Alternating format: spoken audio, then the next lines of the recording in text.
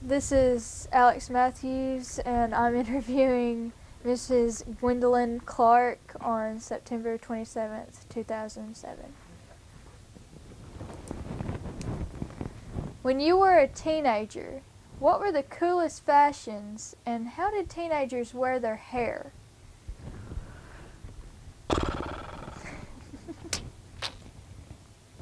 Well, I just wore mine. Mine was natural. Like that picture there. See, that's just the way it was. Uh,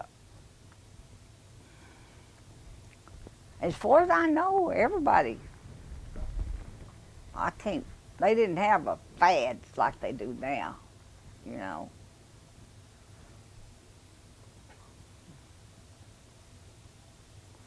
They had, we went to shows. They had theaters in Tuckerman. We went to shows. I remember they had two theaters. One time, they had this war. Each theater was trying to outdo the other one. And one of them got down to, it was a penny to get in. Well, a bunch of us kids would sneak in and then spend our penny when we got out. I think that's cheating. I don't know. Would you call it cheating? But I tell you what I did do one time. I didn't know enough about money.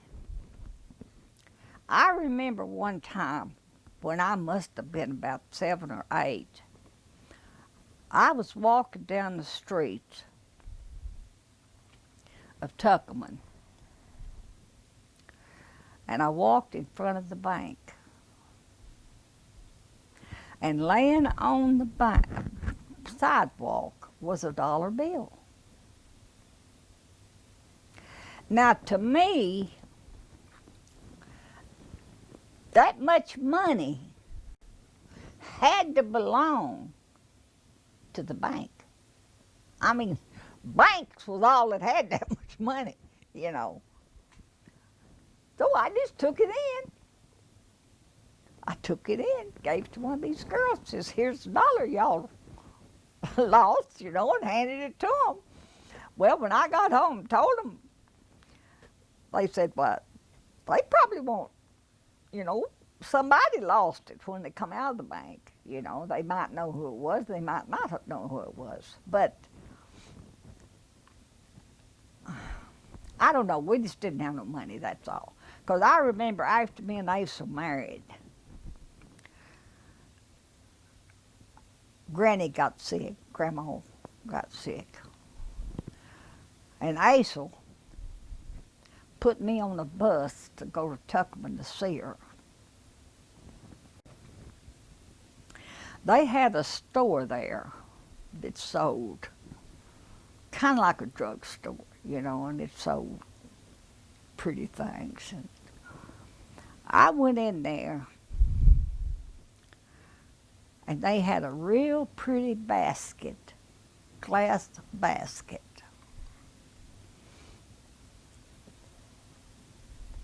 And I told the man, I looked at it, and it was $3. I told the man I wanted it. Well, he knew me.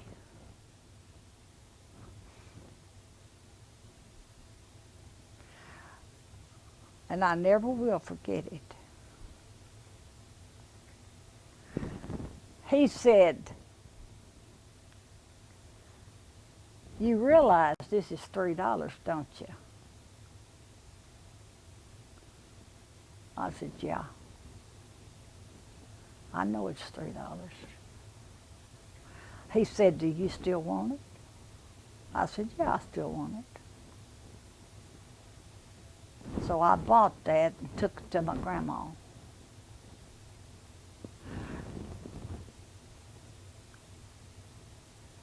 He didn't think I could afford it. And that upset me, you know, because when he knew me, I couldn't. But I could then. And, you know, things like that upsets me. So I don't like stuff like that. Do you remember having a favorite outfit you liked to wear when you were a teen? Yeah, I like to wear squishy breeches, as Pee-wee says. These windsuits. You know, squishy. Pee-wee asked me to come up to school one time here 2 or 3 years ago to some kind of thing the school was having. He said, "Grandma, please don't wear them old squishy breeches." Said every time you walk, they go. I had a pair of those.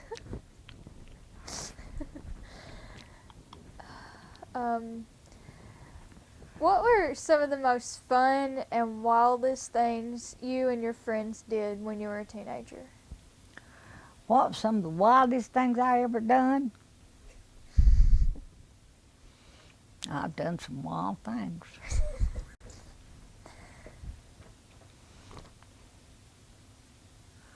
But it wasn't all when I was a kid. I've done some wild things since I've been grown.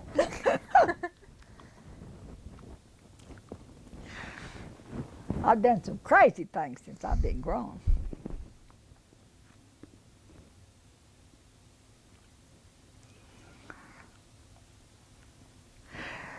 But one time, it really wasn't wild. I thought it was sensible.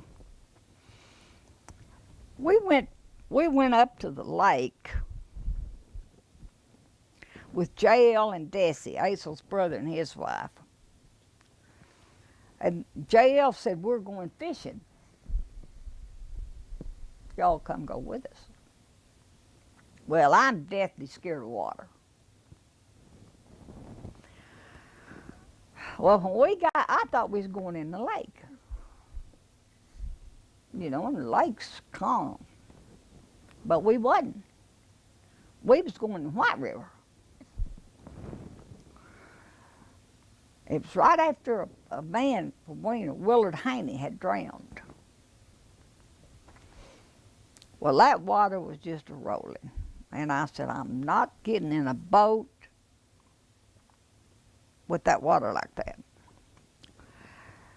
This man said, "Well, ma'am, I've got life jackets." And at that time, I weighed about 110 or 12. So all of them rented a life jacket.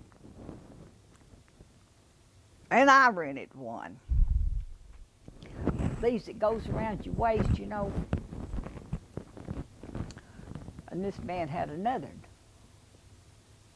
I said, "Is that for rent too?" He said, "Yes, ma'am." I said, "I want it too." He said, "Ma'am, no more than you weigh. That life jacket you've got on there is no way that you can drown." I said, "If that life jacket is for rent, I want to rent it.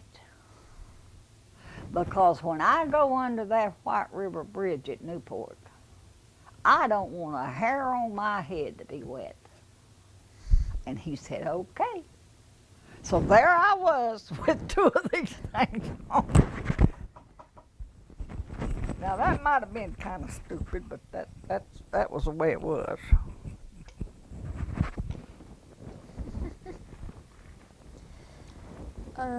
Did you have a curfew? Huh? Did you have a curfew? A time which you had to be back to the house? No, not in particular, because I didn't go anywhere.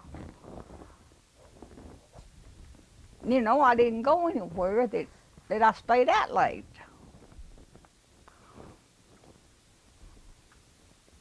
We didn't have ways of going.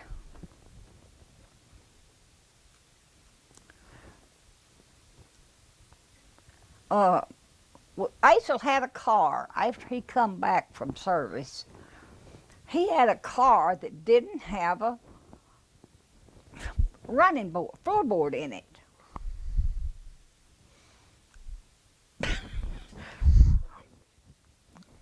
And it wasn't one of the sporty kind either. It just didn't have a floorboard.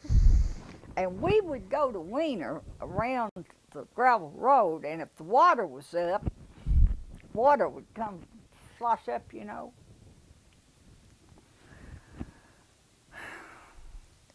Other times he rode, you know, it was either that or ride a mule.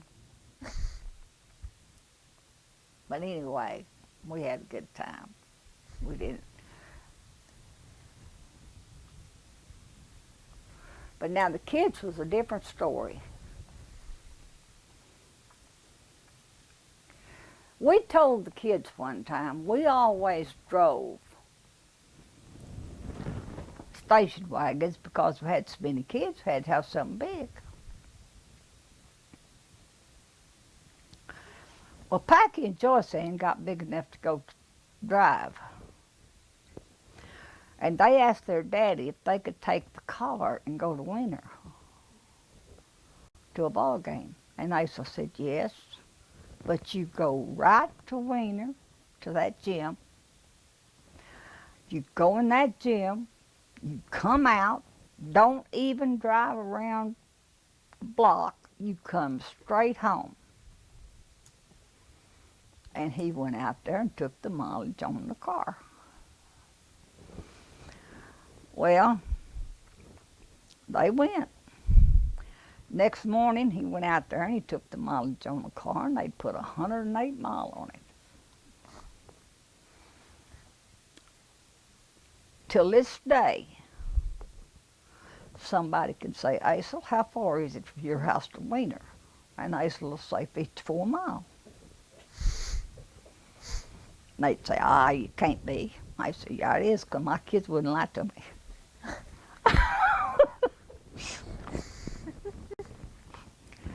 And he told Sandra, she took it one time, took the car one time, and he said, don't let nobody drive it except you, because you're insured and nobody else is.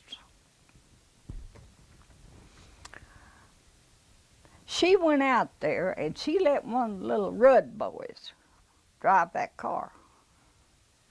And of all people that they run into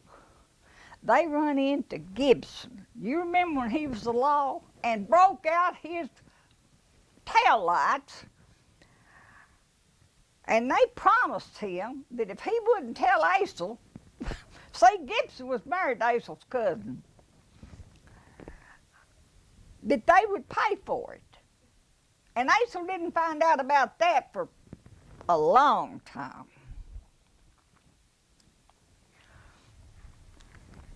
And Joyceanne, she went, after she got, she was a school teacher. She come by here and she was driving an old car, but it was a classic.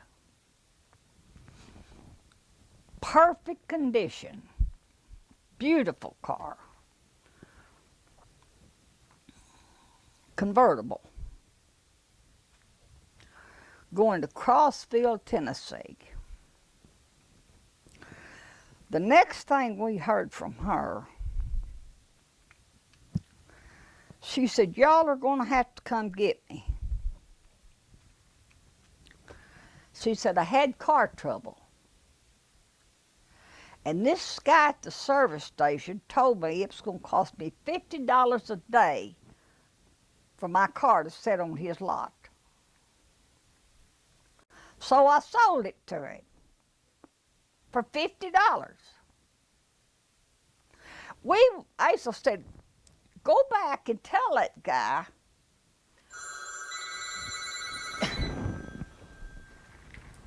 hello.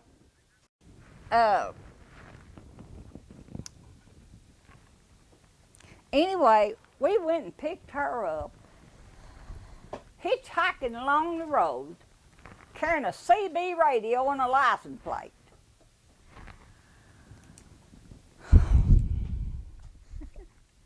So we ain't had an easy time with the kids.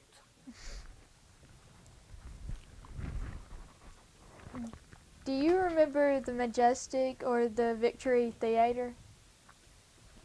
Do what? Do you remember the Majestic or Victory Theater? First time I went to a theater. The Majestic or the Victory Theater? The one in Wayner, the Victory Theater in Wayner. At Wayner. The theater in Wayner. No, I probably went to them, but I don't really remember too much about them. Okay. Do you remember anything about the Legion Hut?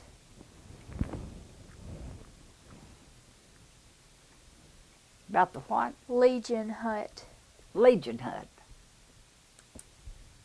You mean that building that they used with the Rice Festival? Mhm. Yeah. Yeah, we used to set up glass. The only thing I know about it is that we used it for the Rice Festival when we set up glass doings and all. Okay. And they came by one time and told us, you're going to have to start paying. And I said, no, I'm not going to pay. We're not making any money. We're not selling anything, so we'll just quit. So then they changed their mind. They said, well, you help take care of everybody else, and you tell them what to do and all this, so you can stay there. But I think if they left the Rice Festival like it was to start with, we would still have a good Rice Festival. Don't you, Patricia? I agree with you 100%. I saw Mr. Schultz, I believe. Is he the one that put on the ones that had the apple peeler and all that stuff in there? And I said, why aren't you here? Why aren't you set up this year? And he said, because it was going to cost me. And I said, what? And he said, yep. They was going to charge me to set up, and I was buying my own apples. I was demonstrating this, and he said, I just said, well, heck with it. And if we'd have kept it like it was, Wheater would have still had a Rice Festival, and I liked it like it was. What kind of music did you listen to as a teenager?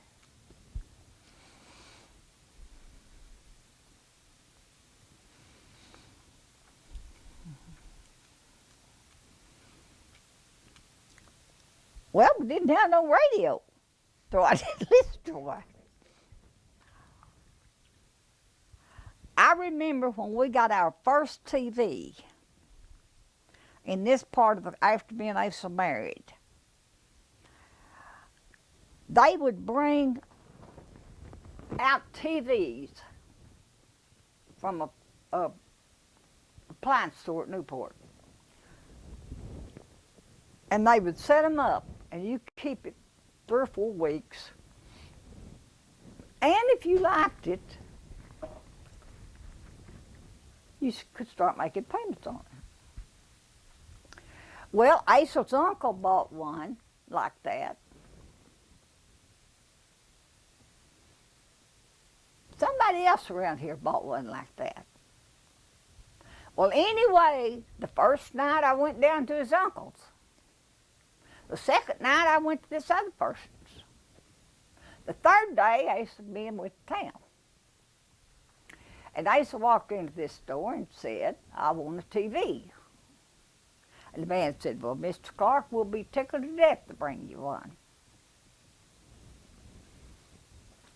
You can keep it a certain length of time, and if you want to keep it, you can make payments on it.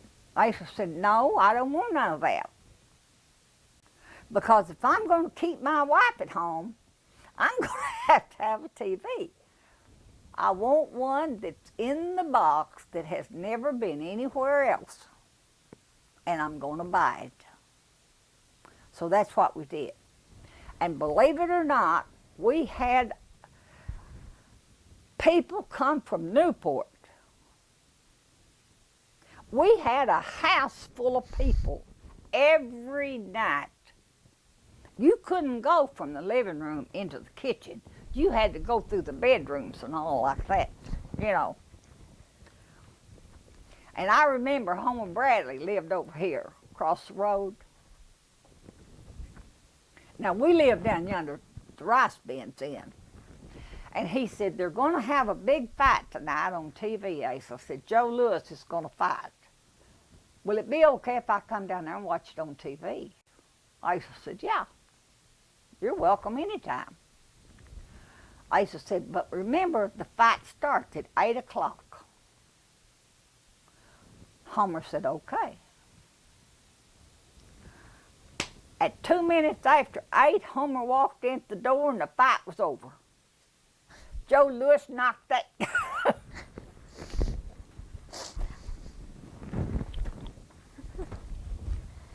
And anyway. Years ago, there was a Wiener band, many of whom purchased musical instruments from a Mr. Applegate.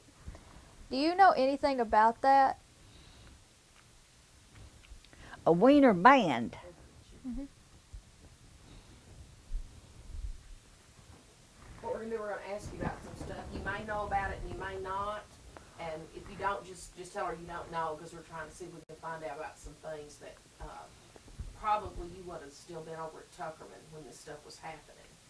So I you don't know just- anything about a okay. band at Wiener. Okay. Huh. Who taught you how to drive, and how did that go? Who taught me how to drive? Well, now that's debatable. Ace still don't think I know how. I guess he did.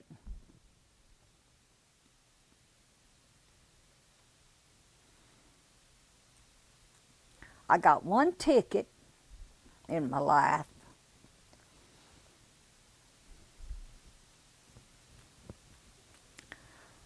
And Aisel has got one. But he got his about a year ago. No, about 2 years ago. He is 82 years old. And we was over at Harrisburg going down the food giant. And he crossed 3 lanes of traffic, Aisel did, and pulled in the food giant in front of all them people. And so help me, one of them was a policeman. The closest one to us was a policeman, and he did everything.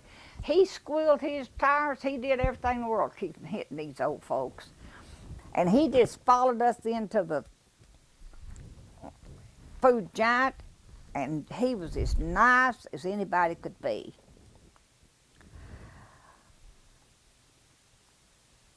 He gave us a ticket for $130.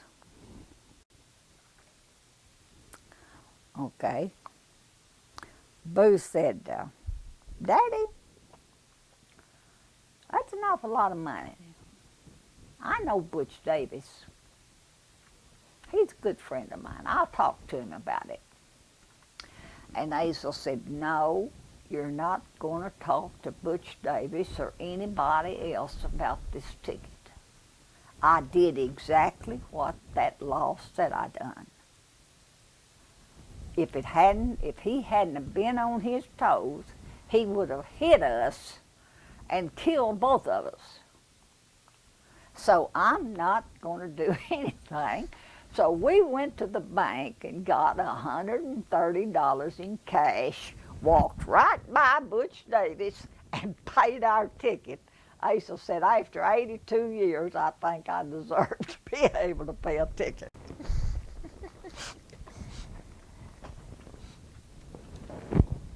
Tell me about someone you admired or looked up to when you were young.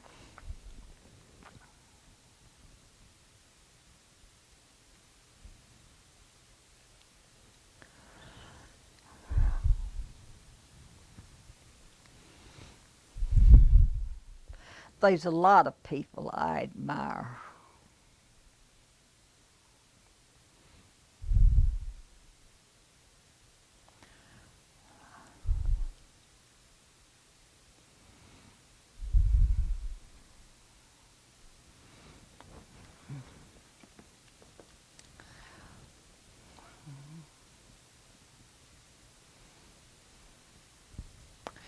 I can't just really pick out anybody.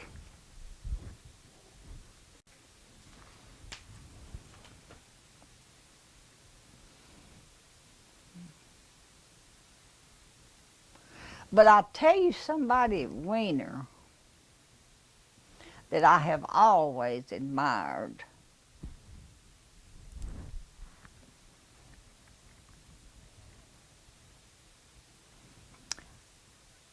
And that's Tommy Givens. And I'll tell you why.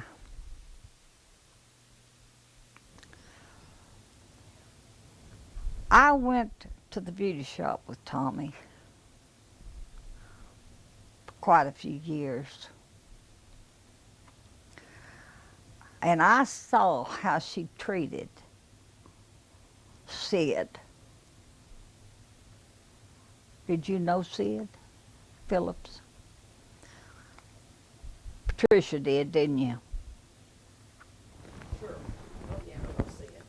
You would not believe how good she was to him. She would hand him, he would come in the beauty shop, and she would hand him $5. And she would say, Sid, go buy me some water. He would go to the store and bring her back some bottles of water, and they had put her change in the sack. She would reach in that sack and get a dollar bill and hand it to Sid. And his face would just light up. And he'd say, when are you going to run again? Huh? When are you going to run again? Well, now, Patricia, a lot of people might look at things different than I do. But that is a real lady. A person that can look at somebody physically handicapped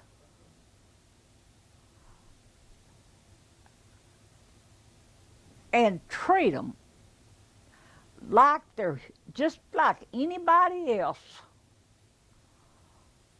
and have faith in them and make them feel good, to me, is a person to admire. And that's the way I feel about her. And she don't even know it. But anyway, you know, you just notice people like that. There's some people that can just turn you off, and it don't take much to do it. You know, now,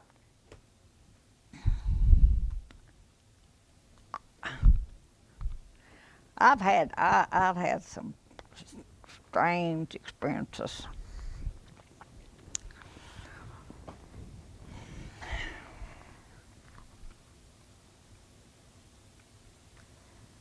But Sid, I asked Sid one time, I picked him up, and he went to church down here. And he showed me some keys he had. He said, now don't tell Daddy, because he don't know I've got them, because I'm going to buy me a tractor one of these days. He said, if I can get down here to the end of these woods, I can make it to church on time. Well, rather than, I just took him on to church, you know. And I asked him one time, he carried money. And I said, Sid, have you ever been robbed? And he said, yeah. And I said, who robbed you? He said, I don't know who it was, but it was a man that goes to this church up here. He said, he picked me up to take me to church, and he took my money.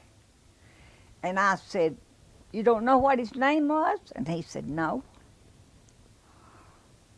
And that just made me sick. It just literally made me sick to think that anybody that went to church and claimed to be religious would pull something like that. And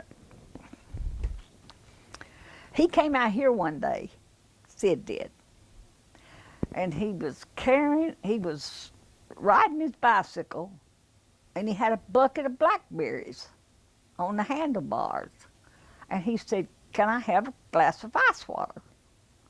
And I said, yes. So I came in the house, got him a glass of ice water, and took it to him.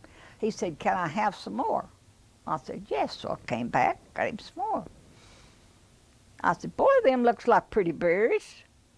Are they for sale? Nope. I said, well, boy, I sure would like to buy them. He said, I can't sell them. I said, why? He said, they belong to the woman this bucket belongs to. Edna Curl. He borrowed her bucket, so we had to give them berries to her.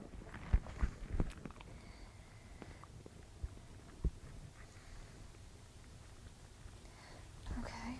But he was a good guy. I remember who you're talking about now. Huh? I know who you're talking about now. Do you? Yeah. When you said the bicycle, I remember. Yeah. Okay. He walked for miles. I've seen him come up here at this church with ice would be formed on his breeches where he got wet, you know, and it cold.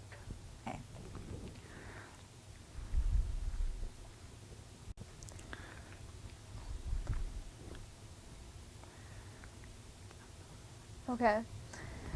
What is your most vivid memory about World War II?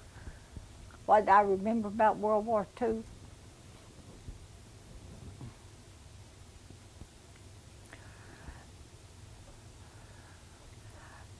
I really don't remember much about World War II.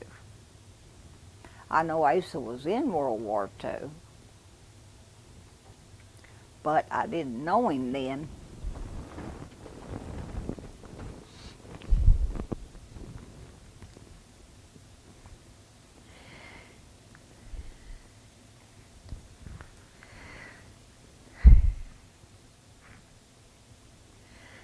It was bad, I know that.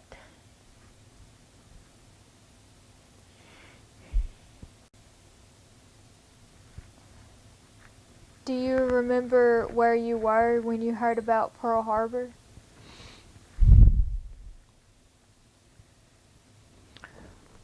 Okay, that was in 1941.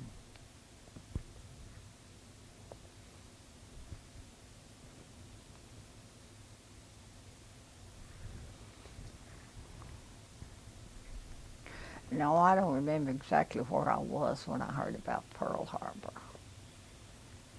Okay. Did you go to college? Huh? Did you go to college? Mm-mm. Okay. I just went through the 11th grade.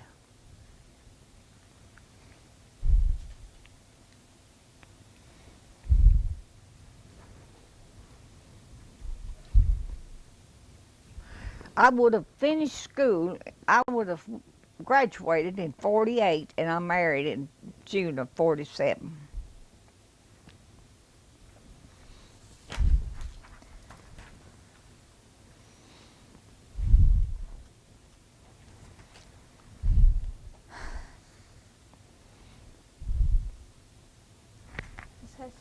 On this, what?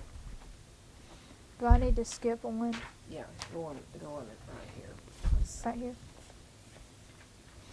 Start about right here. Okay. Is there a family recipe that throughout the years is always found on the table at family celebrations or dinners? Can you tell me some? Well, you're going to laugh about this, but It's Mama's recipe for dumplings. I like dumplings. You don't know nothing about dumplings? Well, like I said, we had to do with what Mama had to do with what she had. Now, Mama could make the best dumplings anybody ever ate. And they are as simple as anybody could make them. She took all-purpose flour. She put salt in it. She put water in it. That's all there was. All-purpose flour, not the self-rising kind now, the all-purpose kind. Salt and water. She laid it out and she rolled them real thin. Packy said when she went to Texas and started making them, they just went crazy over them because they'd always eat fat ones, you know. But anyway, I have never made dumplings any other way than that. Might have to try that out And sometime. another thing I do that she taught me,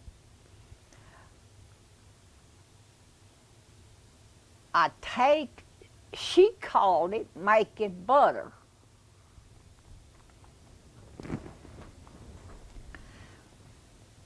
She would take a pound of bluebonnet margarine, just regular bluebonnet margarine. She would put a cup of buttermilk and a cup of cooking oil, and she would whip it up. And that's what she called butter. Well, I still do that. Now, I can go to town and buy butter if I want it. But this is so much better because it don't tear your bread when you put it on your bread. It's easily handled. It don't. I just like it. So that's what I do with it. I make Mama's butter.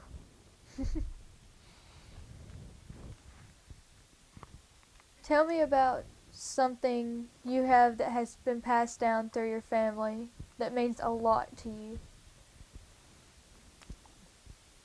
You mean something that has been passed down to my family? Like an heirloom. From my family. Okay, I got a rolling pin that belonged to my mother's folks. They had to make it. They made it. They made their furniture. I've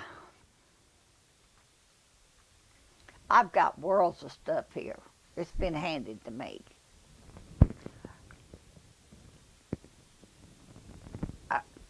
I can't name everything that's been passed down. I've got a watch that my grandpa, believe this or not, now this is my grandpa Ward, Mama's daddy, was in a nursing home over at Newport in 1960. And me and Asa would go see him every week. Well, one day he came over here. We went and got him, and he came home with us. And he said, Gwyn, I want to trade you my pocket watch for a clock. I said, Grandpa, you don't have to trade me your pocket watch for a clock. I'll buy you a clock. He said, well, I can't see my pocket watch much anymore. And I want you to have it anyway. So if I do it that way, they won't nobody have any complaints. So he traded me his dollar pocket watch. And we went by and bought him a clock before we took him home. To this day, I could get that watch, I could wind it, and it still runs. It's a dollar pocket watch, still with the chain on it, and it runs just like it did. And I got it in 1960. I don't know when he got it. And I wouldn't take nothing for that. I worry about what's going to happen to it after. What are three things that mean the most to you out of all the things passed down? What are three things that mean the most?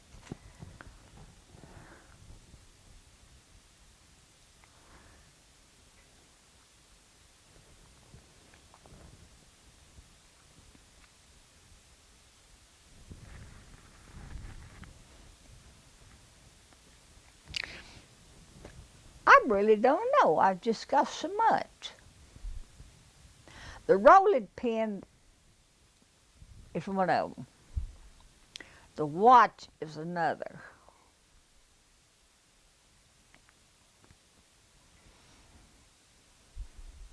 We've got Floyd's horn. They used to call it dog's whip, you know, made out of a cow horn.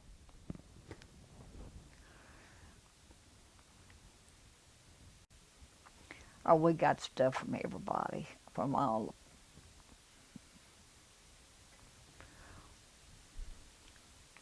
I worry about it.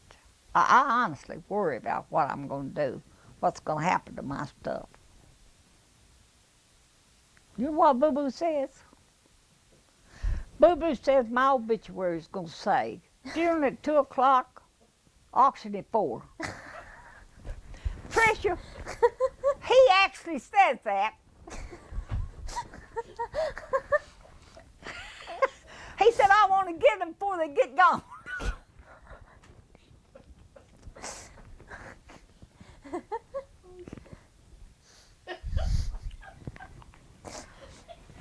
I'm telling you. Oh, that's great. But the kids, they're pitiful. And I've got stuff here, honestly, nobody could imagine.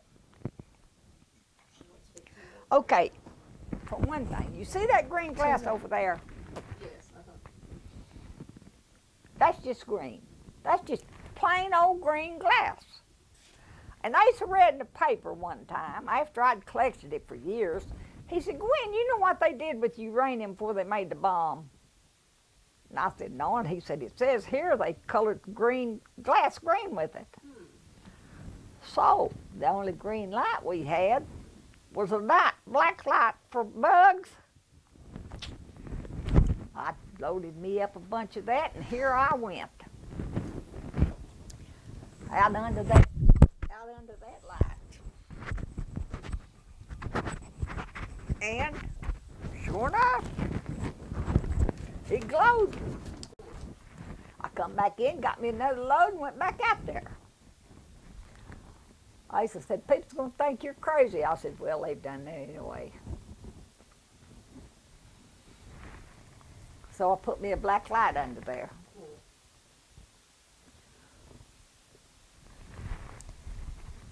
Okay. But anyway, I've had a lot of fun. Of the inventions or discoveries that have been made in your lifetime, which has been your favorite and why? Have been banned or made? Been made. Made. Like inventions or discoveries. Oh, I don't know. TV come way on up.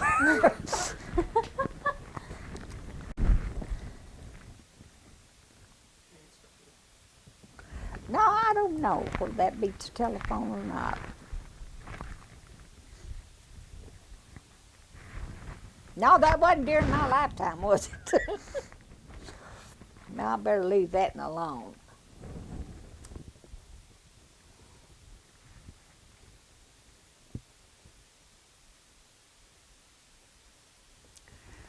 I don't know.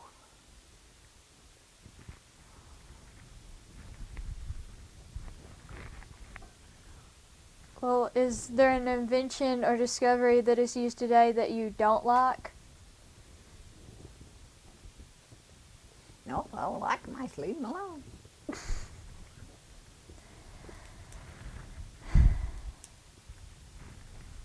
Okay. Last question. Huh? Last question. Tell me about the biggest lesson that life has taught you. A lesson that would help a young person live as a better life today.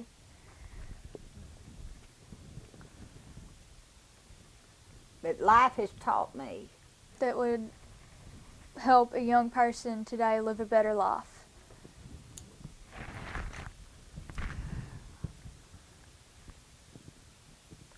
Well, honesty is the biggest thing. Not honesty to yourself. It don't matter how many people you fool, you can't fool yourself. You still know it. So that's what I've tried to teach my kids. Honesty. It don't matter. I just want them to be honest with everybody, regardless of whether it involves money, regardless of what it involves. And nowadays, that's getting hard to do. I mean, you have to watch. You have to watch everything, and that's hard to have to be on the lookout all the time for somebody to take you. So I would say honesty is my main thing that I would teach a person, because if you're honest, people will know it.